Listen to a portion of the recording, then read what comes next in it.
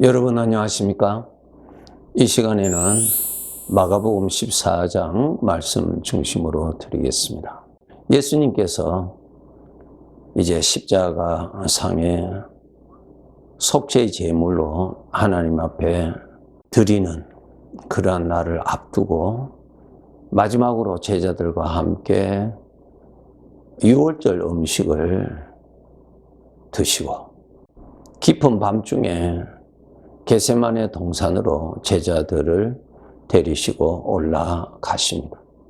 올라가시는 길에 예수님은 제자들에게 말씀하십니다. 오늘 밤에 너희들이 나를 버리고 다 도망갈 것이다.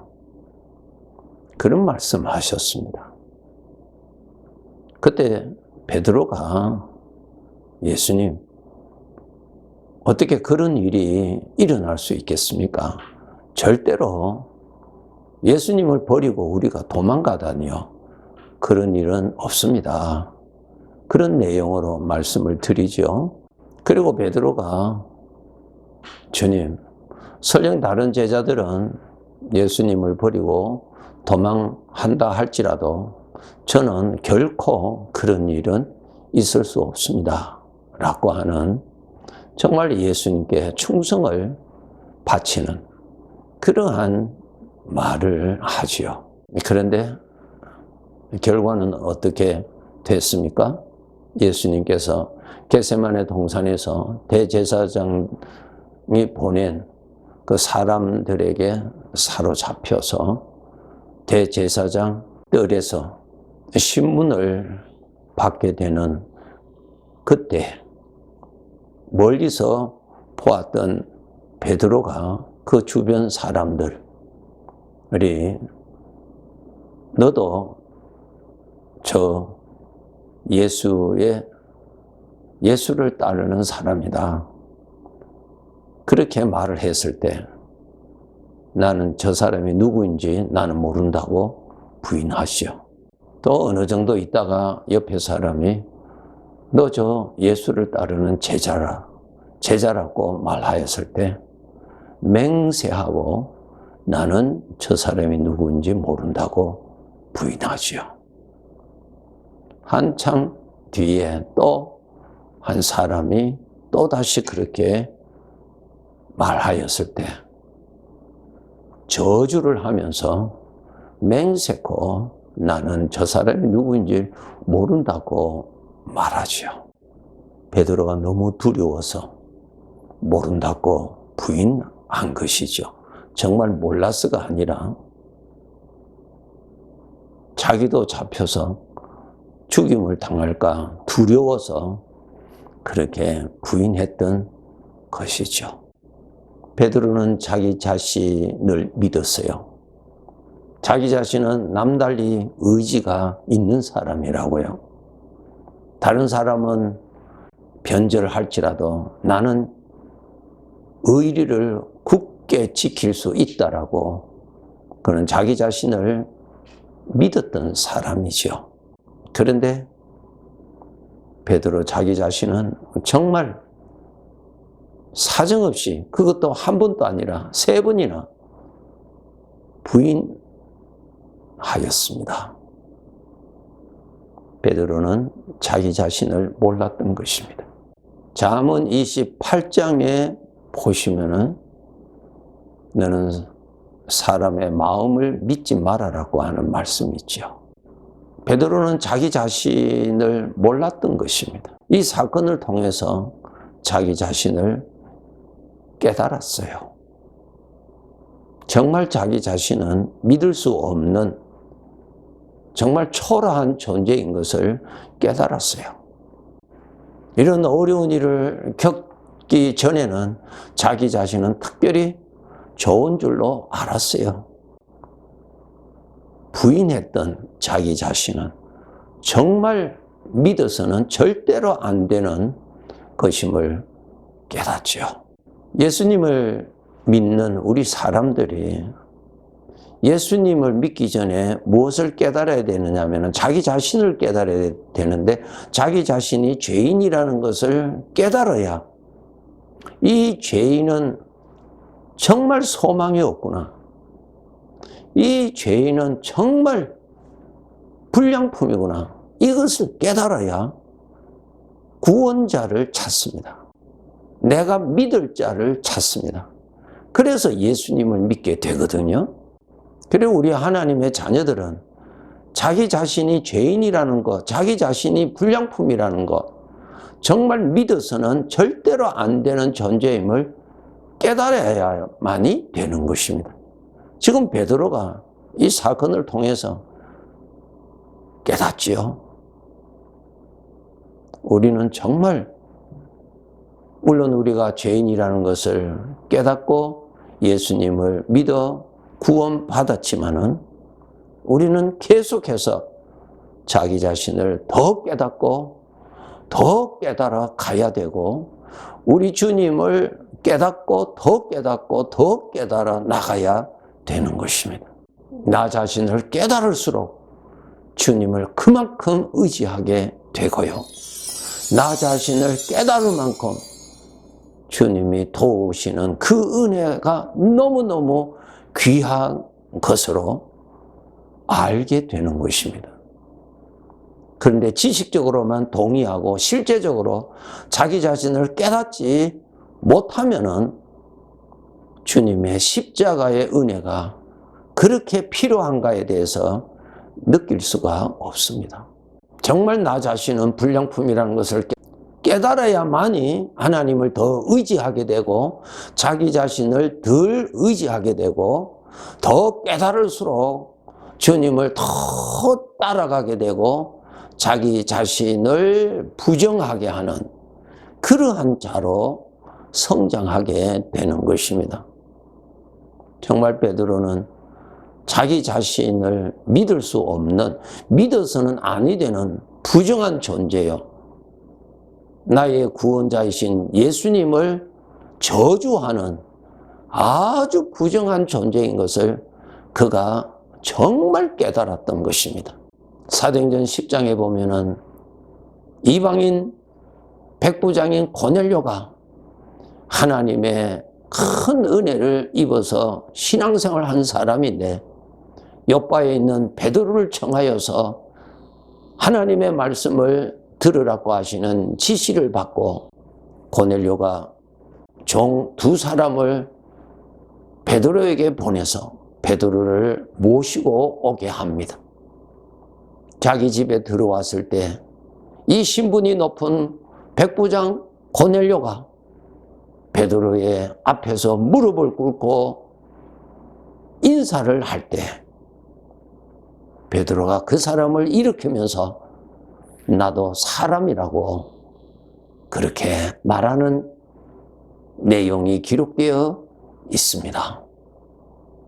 베드로는 자기 자신이 어떠한 자임을 정말 깨달은 사람이었어요. 지식적으로 동의만 한 것이 아니라 자기 자신은 정말 부정한 존재인 것을 깨달은 사람이라는 것을 이러한 기록에서 잘 나타나고 있습니다. 정말 여러분, 우리의 삶을 보면은 우리가 수없이 넘어지고 죄의 충동에 빠져서 수없이 우리가 넘어진 그러한 사람 아니겠어요? 그렇지 않은 사람이 어디 있겠어요? 그런 것을 통하여서 정말 나 자신을 믿어서는 아니 되는 존재임을 깨달아야 되고 하나님이 나를 지켜주시지 아니하시면은 죄에 사로잡혀서 이렇게 부정하게 살아갈 수밖에 없는, 악하게 살아갈 수밖에 없는 그러한 존재인 것을 깨닫고 자기 자신을 믿지 말고 자기 자신을 주장하지 말고 자기 자신을 다스릴 자인 것을 알고 우리는 살아가야 할 것입니다. 예수님께서 말씀하시기를 누구든지 나를 따라오려거든 자기를 부인하고 자기 십자가를 지고 나를 따라오라 그랬어요. 나 자신을 모르는데 나 자신을 어떻게 십자가에 죽입니까? 나 자신을 살리고 나 자신을 우러러 보고 나 자신을 높이고 나 자신을 칭송하고자 하는 것이 우리 죄의 본성인데요. 자기 자신을 알지 못하면은 우리는 입으로는 주님을 높이지만은 나 자신을 높이고자 그러한 함정에 빠져서 사는 아주 연약한 자입니다. 로마서 1장에 보면은 하나님께서 구원받은 우리들 하나님이 지켜주시지 아니하시면은 하나님을 따라올 자 아무도 없고 죄의 유혹에 빠지지 않을 자가 아무도 없고 죄의 충동에 빠져서 하나님을 대적하는 죄의 삶을 살아가는 존재라는 것을 잘 기록하고 있어요. 비록 구원받았다 할지라도 주님의 은혜가 아니면 믿음 생활을 할 수 없는 존재임을 알고 주님이 보호하시지 아니하시면 마귀의 공격에 사로잡힐 수밖에 없는 연약한 존재인 것을 깨닫고 항상 주님 가까이서 살아야 되고 주님의 은혜를 필요로 하는 자로 살아야 되고 겸손할 수밖에 없는 존재인 것을 알고 겸손하게 살아야 하는 것입니다. 자기 자신을 알지 못하면 겸손할 수가 없어요. 사도행전 9장에 보면은 사도 바울에 대한 기록이 있죠. 사도 바울은 그 당시에 정말 똑똑한 사람이었어요. 세상에 학문적으로도 최고의 학벌의 소유자요. 종교적으로도 정말 바리새인 중에 바리새인으로 정말 부족함이 없는 그러한 사람이었어요. 그래서 이 사도 바울이 되기 전에 사울이었죠. 이 청년 사울은 정말 그는 자기 자신을 확실히 믿었어요. 자기 자신이 대단한 존재요. 다른 사람과 다르다는 것을 그는 확실히 믿었던 사람이죠. 자기의 지식 믿었고요. 자기의 판단 믿었고요.